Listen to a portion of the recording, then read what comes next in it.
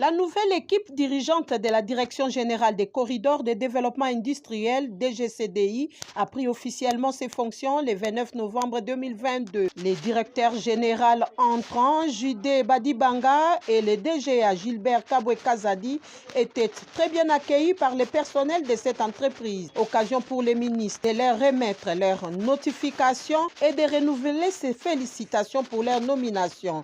Il les a ensuite invités à matérialiser la vision du chef de l'État Félix-Antoine Tshisekedi qui veut que la DGCDI soit l'épicentre du développement économique du pays. Vous avez une responsabilité lourde de devoir matérialiser la grande vision du président qui tient à faire de la RDC la vraie locomotive de développement. Vous mettez en mouvement toutes vos ressources intellectuelles.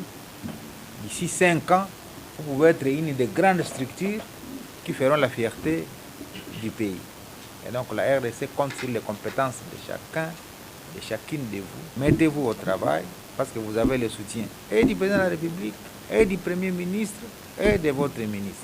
Après l'exhortation du ministre, le DG sortant a été invité à céder son fauteuil au DG entrant, Judé Badibanga, qui va désormais diriger le comité de gestion de la dite entreprise sous tutelle du ministère de l'Industrie. Il sera secondé par Gilbert Kabwe-Kazadi, nommé lui aussi comme directeur général adjoint de cette entreprise âgée de 2 ans. Je comprends que le problème de l'industrialisation demande qu'on court et non pas qu'on marche. Vous avez ma parole de pouvoir travailler. Alors courir pour que nous puissions aider notre ministère à faire de notre pays un pays industriel. Moi je suis, comme on dit, l'ouvrier de la dernière heure. Pour le bien des Congolais, nous allons nous sacrifier au travail.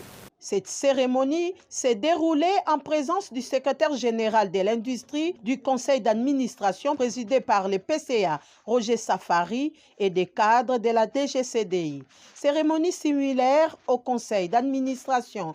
En présence du ministre Julien Paluku, le PCA a occupé son fauteuil. Roger Safari, qui a aussi reçu sa notification auprès du ministre de l'Industrie, s'est dit conscient de la lourde tâche qu'il va assumer pour réguler, contrôler et gérer les 8 corridors de développement au niveau national. Avec l'intégration de la RDC à la ZLECAf, la DGCDI aura aussi pour mission de coordonner les 10 autres corridors qui la traversent au niveau de la SADC, a martelé les patrons de l'industrie.